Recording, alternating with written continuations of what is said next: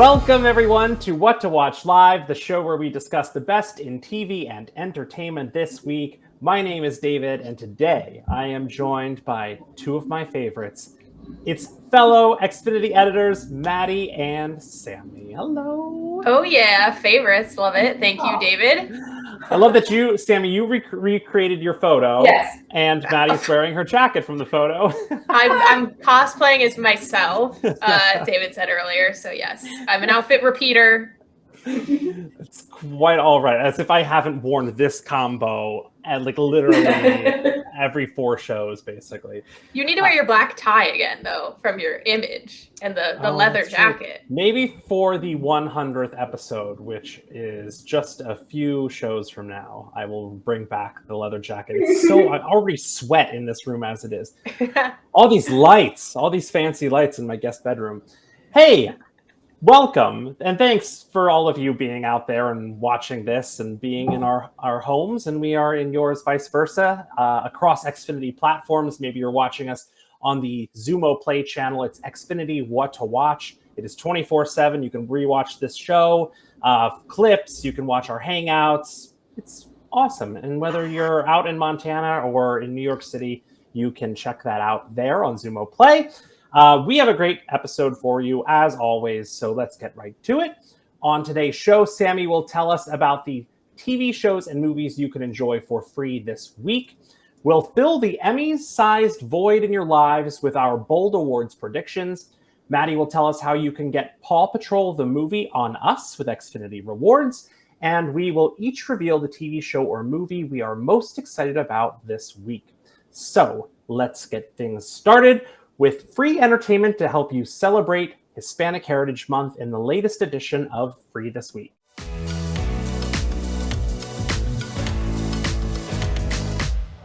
Xfinity's Free This Week program continues with free previews of Sony Cine, TV Dominicana, Kids Street and Espanol, and Hits in celebration of Hispanic Heritage Month. And here to tell us more about the TV shows and movies you can enjoy for free through September 24th is our very own Xfinity TV editor, Sammy. Sammy, what do you got for us? Thank you, David. If you are celebrating Hispanic Heritage Month or simply a fan of Spanish language and Latin media, this week of Free This Week is for you. As David mentioned, Cine Sony, TV Dominicana, Kids Street and Espanol, and Hits are all free this week. That is 4 networks free this week, and I'm going to tell you about each and every one of them. Cine Sony is home for Hollywood blockbusters and Espanol, including the absolute classics, La Bamba, The Legend of Zorro, and The Mask of Zorro, as well as The Karate Kid Part 2 and The Vow. TV Dominicana offers a range of content from news, series, sports, and cultural programming, including late-night TV shows and cultural programming that were produced or originated in the Dominican Republic. Kids Street and Espanol features popular series and programming for kids in Spanish, including Bob the Builder, Polly Pocket, and Strawberry Shortcake, as well as nature documentaries and educational programs. And lastly, the entire catalog of Hits is free this week, including some of my all-time favorite movies like Moonrise Kingdom, 16 Candles, and The Squid and the Whale. David, Maddie, any of these spark your interest? Well, I will say I was scrolling around under Kids Street and Espanol and noticed that they have the series La Abeja Maya, also known as Maya the Bee. And I literally just wanted to mention it so that we have now mentioned Maya the Bee for 2 consecutive months on What to Watch Live. I don't know why we talked about it last month. It's so random, but I think it was also included in one of the other Free This Week stunts. And as you mentioned, there's 2 different Strawberry Shortcake series available in Kids Street and Polly Pocket, and it just never ceases to amaze me when these 90s characters come back into popularity. Yeah, Polly Pocket's really making her way back. She's getting her own movie soon. Right. Yeah, maybe that's like a good prep to watch. I feel like there's so many like toy shows we need to catch up on before we check out their films. I was going to say I'm excited to watch Karate Kid Part 2 because I have never seen the original Karate Kid or Part 2. I'm a big fan of the Jaden Smith Karate Kid. I went and saw that in the theaters. and stayed to the credit scene just to hear the Justin Bieber, Jaden Smith song, Never Say Never, and dance with all my other Belieber high school friends. So I think it's time to run it back and do a Karate Kid marathon. Never say never. That's right. That's right. Whenever I think of, do either of you watch Impractical Jokers? Yeah, yes. I know exactly what you're going to say. So there's one of the four guys, Sal, has Jaden Smith tattooed on his thigh, 2 different Jaden Smith tattoos that he got as part of punishments on the show. He was forced to get a tattoo. And one is young Jaden Smith, and then they got him a second time, an older Jaden Smith.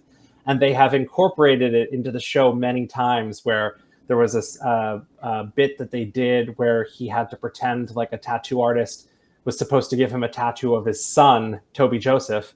And instead they gave him a Jaden Smith tattoo. So they've worked it in, and even had Jaden Smith himself come in, and they pretended that he was an obsessed super fan who had gotten tattoos of him. That is one of the funniest episodes. That might be the funniest episode, when he reveals his own tattoo, because he didn't get to see it when it was happening. Right. Oh my gosh, so funny. Yeah, plug for Impractical Jokers. But I have never seen any Karate Kid movie. Wow, David. Original or new. It's just weird. It just like slipped through the cracks of my childhood, and now as an adult, I've never felt the need to go back. The original Karate Kid holds up. Like, wax on, wax off. That's just like a life lesson, you know? But I like totally missed out on all the Cobra Kai stuff, because like I've never watched it and people love Cobra Kai, but it means nothing to me. Now's your chance. Well, yep, now's your chance. There, Maddie, did you have something about wax on, wax off? No, I'm just laughing because you're like, yeah, I never would have ever checked it out. And we're like, well, now you can. Oh yes, now I can with Free This Week.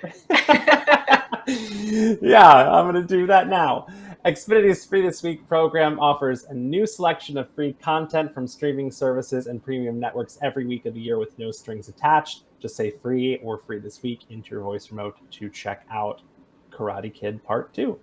Next up, let's roll out the red carpet for the postponed Emmys in this week's What to Watch this week.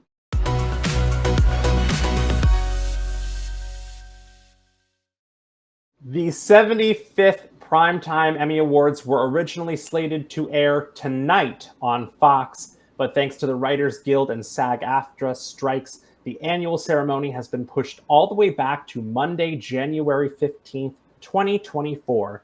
But that doesn't mean that Maddie, Sammy, and I can't celebrate our favorite TV shows and stars, so we combed through this year's nominees and each picked a winner in 3 top categories: Outstanding Comedy, Drama, and Limited Series. So I'm going to kick things off. This year's nominees in the Outstanding Comedy Series category are Abbott Elementary, Barry, The Bear, Jury Duty, The Marvelous Mrs. Maisel, Only Murders in the Building, Ted Lasso, and Wednesday. And my pick for this year's winner is the HBO and Max series Barry, which has been nominated for this award 3 previous times but never won. And honestly, I think it's time to give this show its flowers. And although I think it's a stretch to call seasons 2 or 3 of Barry a comedy, the show did get back to being funnier in the recent 4th and final season. Both Bill Hader and the incredible Henry Winkler have won Emmys for their performances in the show. And while I love so many of the shows in this category, and it was honestly hard to pick, I do feel like this award would be a fitting send-off for the world's greatest hitman/actor. So, do either of you watch Barry? No. I don't. I know. I feel ashamed to say that. I do not. That's okay. I think I almost feel like it's an acquired taste, because it really does toe that line between comedy and drama, and it's one that's hard to keep up with, because if you fall in love with it for its comedic elements in the first season, because it is very funny, it becomes really dark in 2 or 3, and I know a lot of people dropped off. But I think I would like it. I think it's kind of like a show that I would thoroughly enjoy. I just never got around to it. So, but now that it's over, I feel like I can binge it, and it's a good binge. Yeah, it's half-hour episodes, so it's a pretty quick watch. Easy. Yeah. In the Outstanding Drama Series category, the nominees are Andor, Better Call Saul, The Crown, House of the Dragon, The Last of Us, Succession, The White Lotus, and Yellow Jackets. This was also a tough call because I enjoy a few of this year's nominees, but at the end of the day, there was no denying the popularity and power of the HBO and Max series, The Last of Us. Honestly, I'm not sure there was a single show I enjoyed more this year, and it's hard to believe that Joel and Ellie began their post-apocalyptic adventure all the way back on January 15th. It was so long ago. Wow. I found it interesting that The Last of Us only earned 5 total Emmy nominations compared to Succession and The White Lotus, which received 14 and 12 nominations respectively. But if you include Creative Arts Emmys, The Last of Us has the second most nominations of the year with 24 total. Succession is still the leader with 27 total, but that's a pretty big boost in the Creative Emmys department.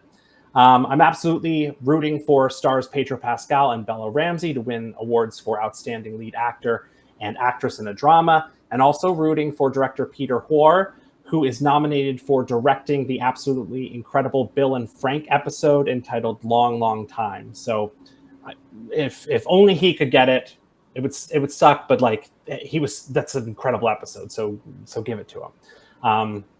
That's The Last of Us. No qualms there. It's a great pick. And we will move on finally to the Outstanding Limited or Anthology Series category, which includes Beef, Dahmer, Monster, The Jeffrey Dahmer Story, the most unnecessarily long title in television, Daisy Jones and the Six, Fleischman is in Trouble, and Obi-Wan Kenobi. And my pick is the Netflix series Beef, starring Steven Yeun and Ali Wong. I'll keep this pretty simple. Beef is among the biggest sleeper hits of the year on TV. It features a predominantly Asian cast and boasts an incredible 98% fresh rating on Rotten Tomatoes.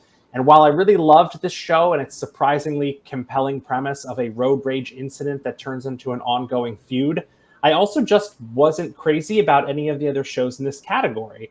Honestly, I think it was a pretty weak year for limited series overall, considering that the last couple years gave us shows like The Queen's Gambit, Mayor of Easttown, The White Lotus, The Dropout, Inventing Anna. Like it was like a who's who of the best shows of the entire year.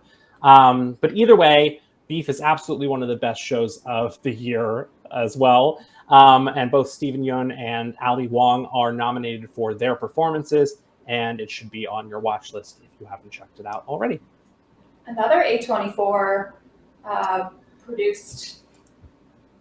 I'm waiting for my box of swag. A24. This last couple episodes really. Anyway, hey Maddie, let's hear your picks for these 3 categories. Sure. Let me just say it's like a mini dream come true because, well, we all do. We have so many strong opinions and feelings about television, and I always just to bother my friends and you two in the office. But now I get to talk about it here as well. So my Emmy for Best Comedy, this is probably the one I'm going to drone on about the longest, is going to go to Jury Duty. Hear me out. I have so much love for some of the nominees in this category, like The Bear, which if it was in any other category, I'd probably pick it as my winner, Abbott Elementary 2, but Jury Duty was a complete shot in the dark that worked out masterfully. If you haven't seen it, the briefest description I could give is that it follows the workings of an American jury trial through the eyes of a man who we all love, named Ronald, a juror who is unaware that the case is completely fake. Here is why I legitimately think it should win the Emmy in a landslide. When you think of all the components that goes into a show's creation, it wasn't just crucial, it was paramount that all of those elements be perfectly done, or else the show completely fails, it doesn't happen, it never airs.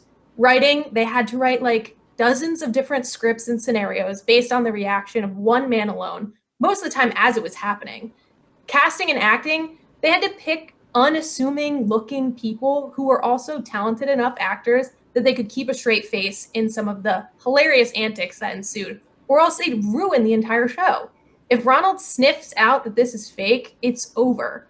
As far as like technical achievements, they probably had like 25 cameras rolling at all times, mics everywhere, and it all had to be completely hidden as to not tip off Ronald. So the stakes were so high at all times. There was no like reshoots or take twos. I don't think there was ever cuts at the end of the day either. It was just a miracle that this show was made. And an even bigger miracle that it was so successful, wildly enjoyable. I laughed, I cried at the end. Truly one of a kind. And I don't think it can be replicated anytime soon because a lot of the world watched this because it was on Freevee. It was available for free. So I really think it was just kind of like a trailblazing comedy this year. And I really believe it should be awarded the Emmy for Best Comedy Series. I don't know if you feel the same, but that's the one I feel the most passionate about this year, I think. Yeah, I couldn't agree more.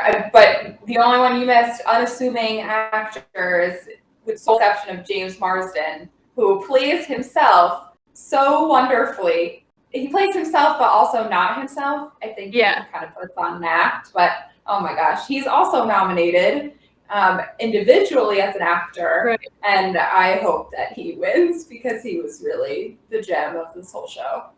I would love to find out if any actor has ever won an Emmy for playing themselves in a scripted role. Yeah, it's a good question. I don't even know who we find that out from. Yeah, I bet too. Like when they created the show, I don't think he knew he was giving potentially an Emmy-nominated performance. I think it was just the fact that everyone got behind it. Ronald was so lovable. The world fell in love with this show. So, and I loved it. So rooting for it. Moving on to more serious topics here. My Emmy for Best Drama is going to Succession. Won't be long here. I'm not going to drone on. To me, this is the greatest television show of the past decade, in my opinion. It's so good. It feels like it's the only show nominated year after year because it dominates in every category. And I would love to see the show take home every award it's nominated for because it's so well deserved. If you haven't watched it, simply like, what's going on? What are you doing with your life? Like, get into the cultural zeitgeist. I do want to shout out, though, The Last of Us, David, that you mentioned, The White Lotus, and House of the Dragon, all which I watched and loved this year. I really hope that they see success with their future seasons in the award categories, but not this year. Let's just give it up for Succession in its final season. I want to mention one thing that I didn't mention when I talked about Best Drama. No show dropped off more from season 1 to 2 than Yellow Jackets, which is completely nominated. Agree. And if you ask me, if Yellow Jackets was in this category last year, I say Yellow Jackets hands down Best Drama. I devastated that it's on the bottom of my list in terms of all these nominees. Couldn't agree more, and equally as devastated. Yeah, I mean, well, clearly the Television Academy liked it because it got nominated. So good for them for getting the nomination. But I kind of agree with you there. Yeah. And then finally, my Emmy for Best Limited Series, which is actually my favorite format of television. And David, I agree with your sentiment. I think there was a little bit of a drop off this year, but God, did I love Daisy Jones and the Six. I don't want to steal the thunder from anyone else who may have selected the show. Not going to say anything. So I'll just say that this is a wonderful miniseries adapted from a book of the same name about a fictional 70s rock band and the relationships that emerge and crumble during the band's run. My sticking point of this show is that the music is fire flames. The soundtrack goes so hard. I think truly Daisy Jones and the Six will finish in my top 5 artists in Spotify Rap this year. Not kidding at all. It's going to be like Beyonce, Taylor Swift, fictional band, Daisy Jones and the Six. So if you haven't watched the show, check it out. If you're into like 70s music, check it out just for the music component because it is that good. And the actors are fantastic musicians as well, which I wouldn't have known. So those are my picks. I wish I could call all the winners up on my virtual stage and give them the awards myself, but I'm happy with my selections. You just want to meet Ronald. I do want to meet Ronald. I love Ronald. He's just he is so lovely. Yeah. He is. Sammy, bring us home with your picks in each of these 3 categories. All righty. My pick for Best Comedy is none other than the Apple TV Plus series Ted Lasso, which I know has maybe some mixed reviews in this most recent season. Kind of a hot topic, but I absolutely loved this most recent 3rd season. It felt so different than the first two in that it was really focused more so on the entire cast and a little bit less on Ted, who I know some people may not be the best character, but the cast just brings so much to this show, and Phil Dunster, who plays Jamie Tart, has just changed my life. I will be saying "poopy" for the rest of my life. It's just integrated into my vocabulary now. This season also was just significantly gayer than the first two. There were multiple LGBTQ characters, each with their own unique storylines, which I just really appreciated. The cultural references are fantastic. The music is fantastic. I loved the third season, and kind of left on a little bit of a cliffhanger question mark. Not sure if we're getting a fourth season, but it really would just be like the perfect little cherry on top to the end of Ted Lasso. I don't know. You guys maybe not the biggest fans of Ted. Not that I'm not a big fan. I think my loyalty to television shows has lacked a bit this past year, because if I don't like the first couple episodes, or if I'm not into it, I bail. So I can't fairly say that I didn't like the third season, because after 3 episodes, I got out of Dodge pretty fast. But again, maybe one that when there's a lull in which there probably will be very soon due to the strike, there's a lull in new content, I'll go back and take your word for it and check out the third season. Yeah. Yeah, I don't watch Ted Lasso, as I've repeatedly had to reveal many times on What to Watch Live. I'm not the biggest Jason Sudeikis fan. Nothing against him as a person. Really?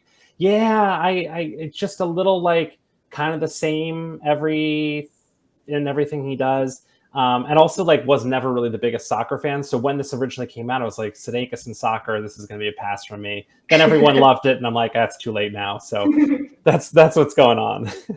Well, 3 seasons makes for an easy binge, and I do have to give a nod to The Marvelous Mrs. Maisel, which was also nominated in this category, and I loved deeply as well. And I think Tony Shalhoub deserved a nomination that he did not get, so this is me giving him that. My pick for Best Drama, a little bit of a repeat here, is also Succession on Max and HBO. It's just like, of course I picked Succession. It was really probably the best show of the year, as Maddie said, the best show of the last decade, maybe. Just an absolute masterclass in acting and drama.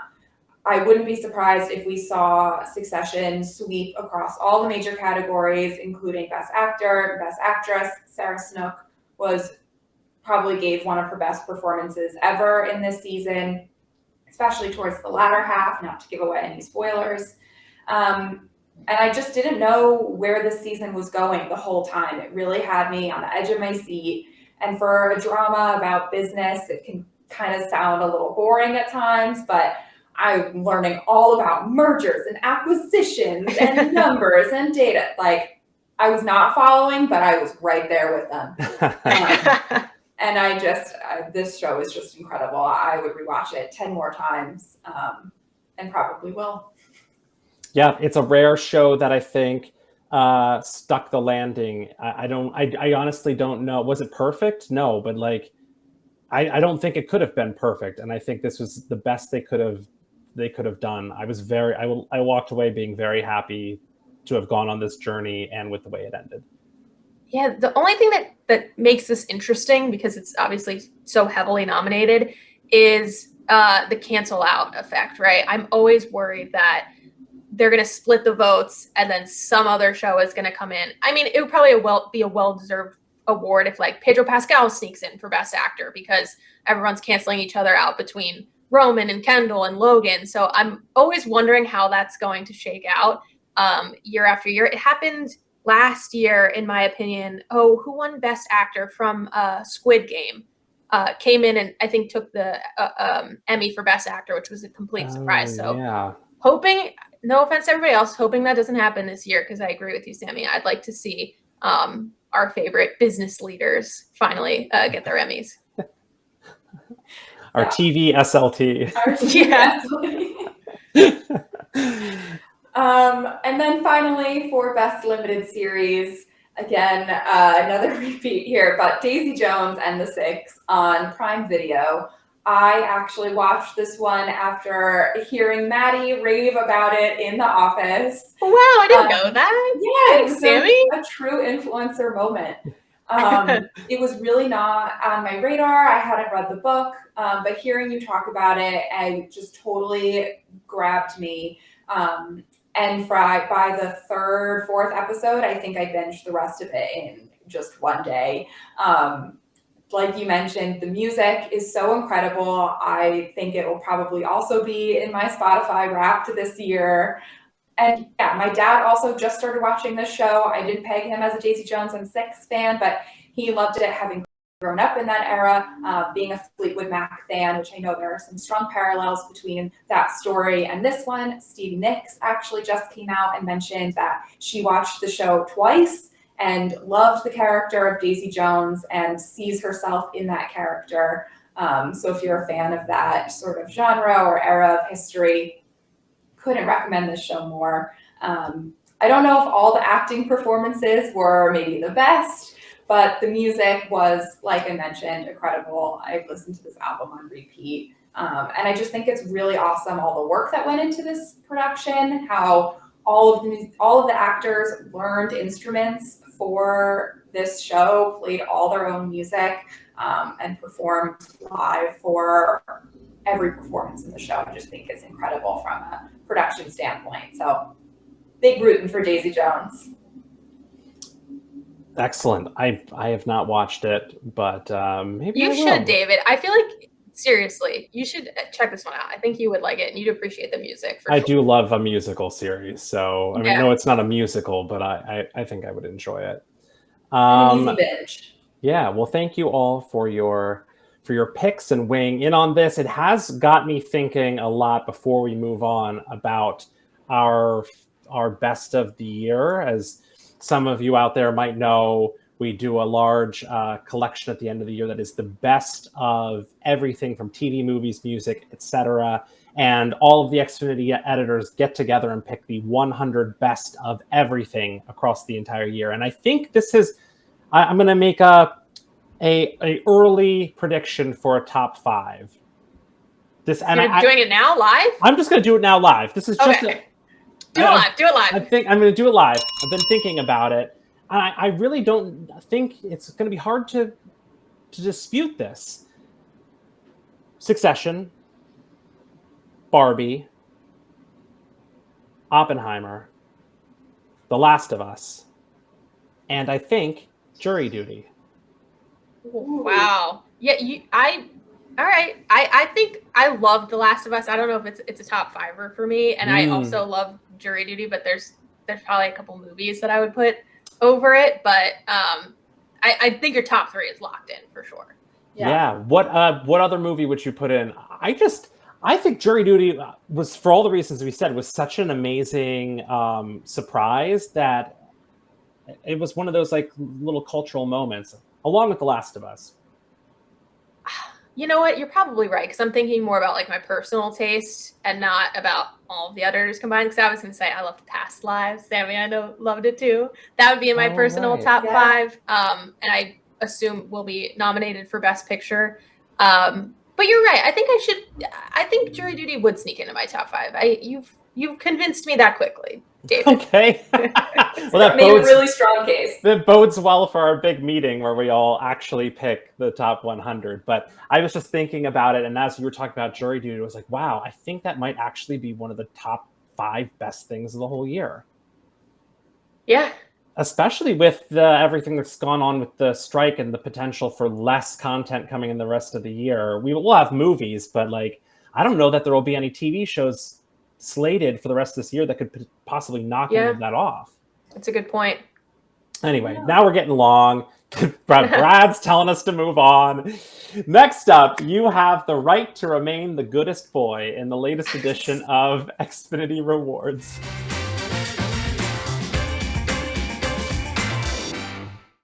If you're looking for a movie the whole family can enjoy, Xfinity Rewards has got you covered with a film that is positively entertaining for kids and adults alike.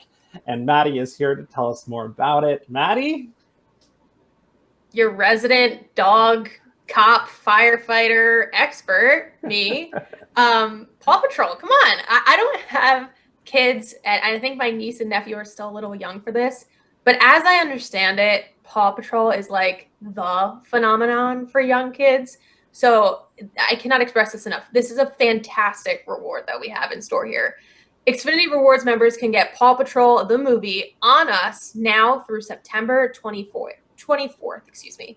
Joining Xfinity Rewards is free and super easy to do. Just say Xfinity Rewards into your voice remote to learn how to enroll. Once you do, redeem this movie, and it's yours to keep in your movie library forever. It's that easy. If you have kids, you can watch Paw Patrol, the movie, over and over and over and over forever.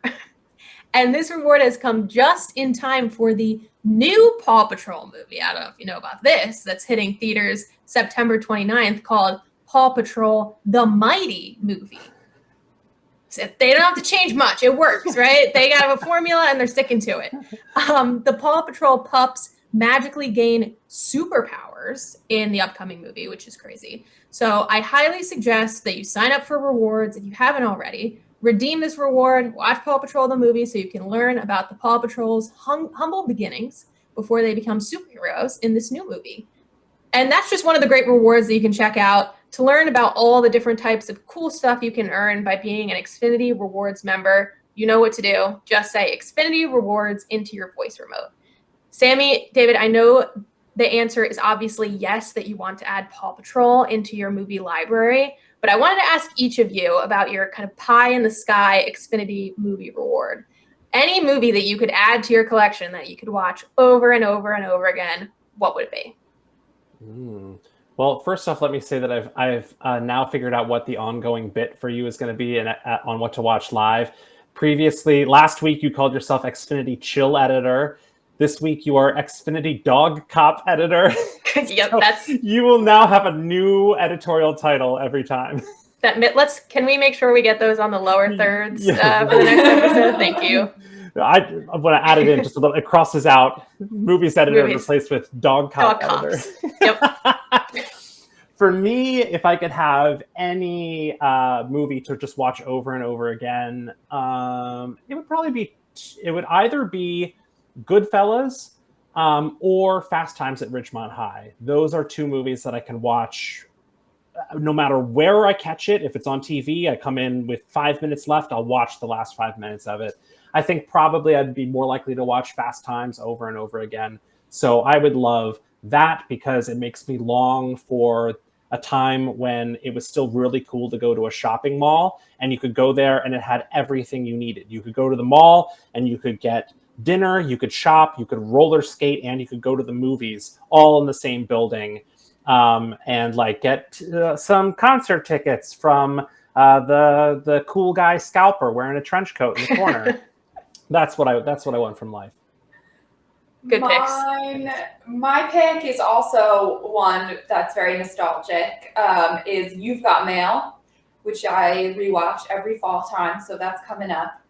Anything Meg Ryan, Tom Hanks, you've got me on board. But I particularly love You've Got Mail. I love the dial-up tones at the beginning, how they log on and chat with each other online, the anonymity. Shop Girl as a username is just so iconic. I've been fighting to get Shop Girl as my username on any social media platform, but it is always taken.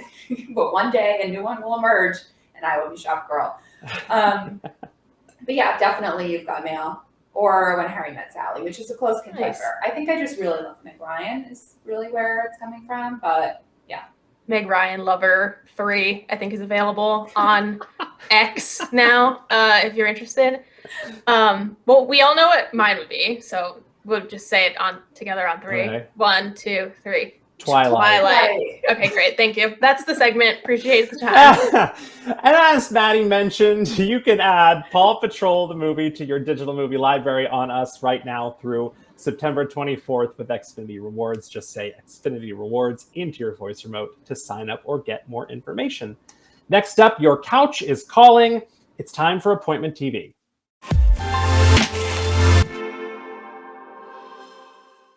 Every week, the Xfinity Editors pick the TV show, movie, or special event they are most excited about right now. This week, we kick things off with Sammy. Sammy, what are you watching this week? Alrighty, the thing I am most excited for this week is none other than finally season 3 of The Morning Show on Apple TV+, which had its 2-episode premiere last week on the 13th, but is airing weekly on Wednesdays. Let's take a look at a clip.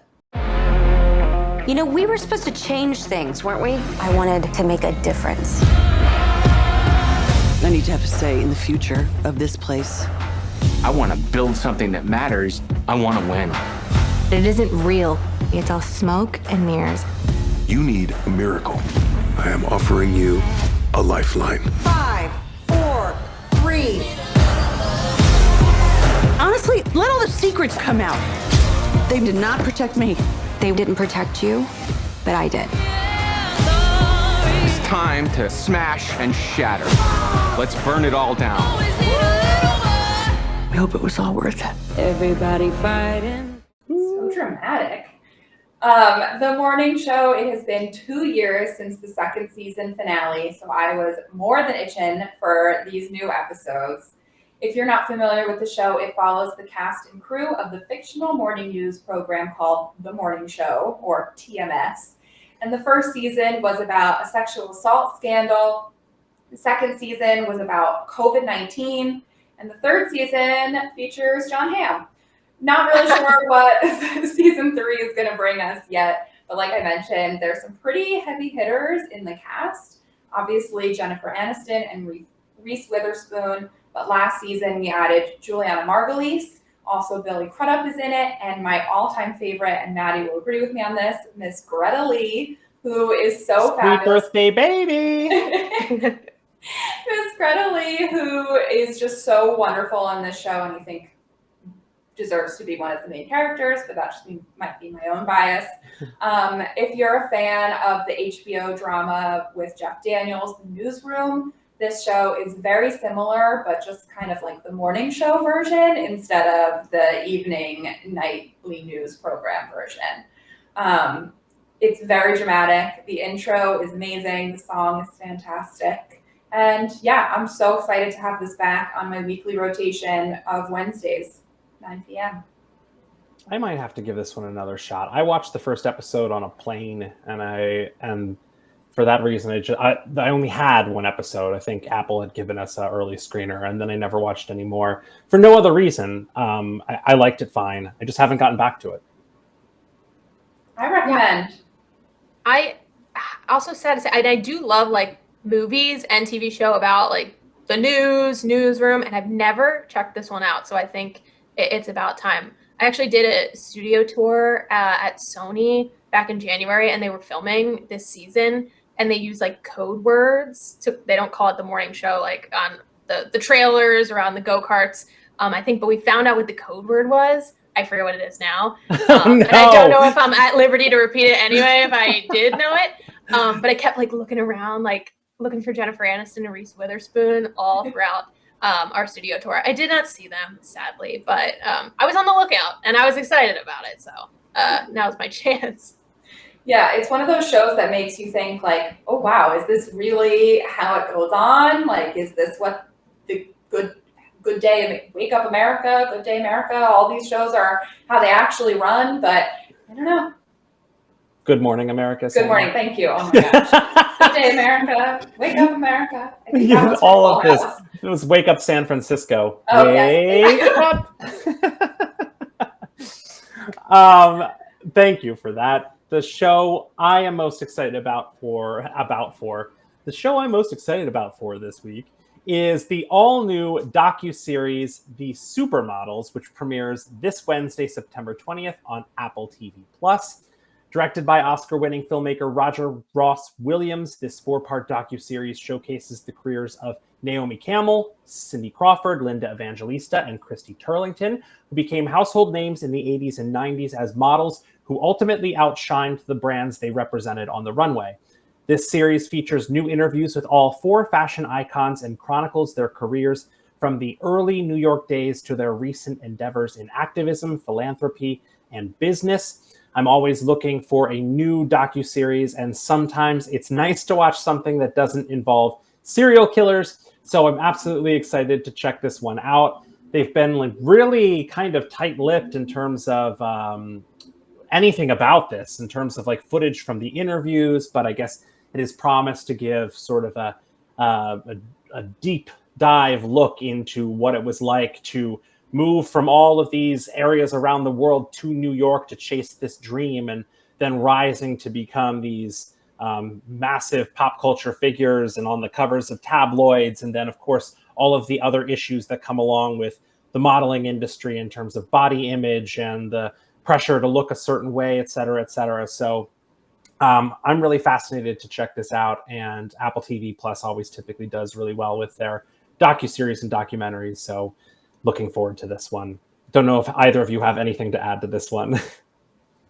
I don't, but I do agree with you. I love seeing like the bad side of the industry. Like now, even I know it's a reality show, but like going back and watching episodes of like Project Runway and like America's Next Top Model, it's like, oh my God, like cringe some of the stuff that went on those shows. So I'm imagining here some of those models will tell those behind the scenes stories that are pretty brutal. But yeah, you can tell it's tight-lipped because the poster art is black text on a white background. Yeah. And Christy Turlington, she had been like badly scarred, I believe, from like one of those fat removing freezing procedures that was like highly publicized, and she had talked about it. So she hasn't been seen in public for quite a while. So this is kind of her return to the spotlight to do this, which I'm sure will gain a lot of attention too. But to your point, boy, those America's Next Top Model clips have not aged well. It is brutal sometimes. Iconic in its own right, but I actually saw a meme the other day that maybe it's a very weird path to this, Sammy, but it made me think of you because it showed it was like models on Project or America's Top Model pose like, and they all had their arms like twisted, and it made me think of you doing the Demi Lovato knees in thing. The leg buckle. Yes, from Camp Rock. It's so random, but I was like, oh my God, that's what it makes me think of. I love that. I love that I wormed my way back in through there. Yes, it was a worming. Maddie, what are you looking forward to this week? Yes, thank you, David. I am excited for this premiere of the brand new, groundbreaking title that you should all be excited for, John Wick. Just kidding, it's not a new premiere, but everyone should always make an appointment to watch John Wick, which is coming to Peacock this month. So let's refresh our memory and watch the OG John Wick trailer.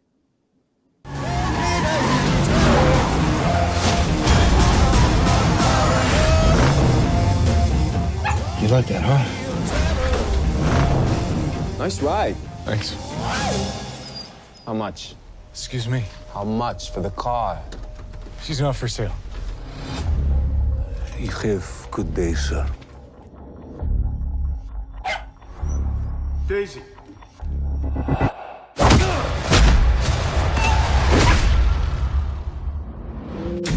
I lost everything. That dog was a final gift from my dying wife. Jonathan, you got out once. You dip so much as a pinky back into this pond, you may find something reaching out to pull you back in. It's personal. Where'd you get that car? What does it matter? It's not what you did, son. It's who you did it to. Okay, like legendary trailer there. I loved revisiting that. I also forget that Wick from Game of Thrones is in the first film. Wasn't a fan of his redemption arc in Game of Thrones. I hated him the whole way through. So very easy to hate him in this movie as well, which he does fantastically. Very hateable character. Okay, so not only can you watch the OG John Wick on Peacock, but you can watch the second and third installments as well.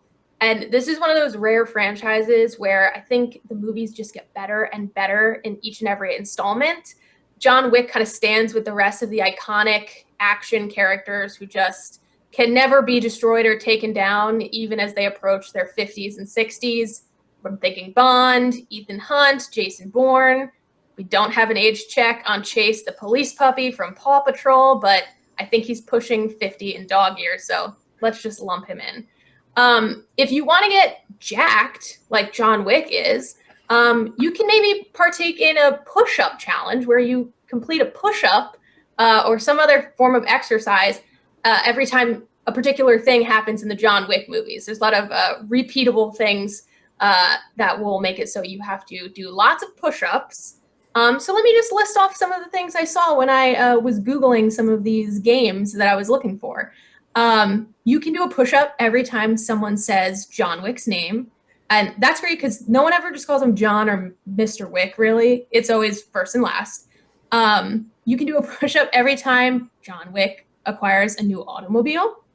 You could do a push-up, you can do a sit-up, you can do a crunch, whatever your heart desires. Every time the stylized subtitles present a particularly important word in big, bold letters. This happens way more often than you'd think.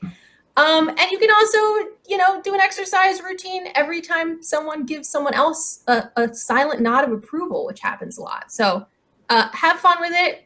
You don't have to do a push-up. You can do whatever you want. It's a fun game when you're watching John Wick. And have a good time and watch the first 3 installments of John Wick, which is streaming now on Peacock.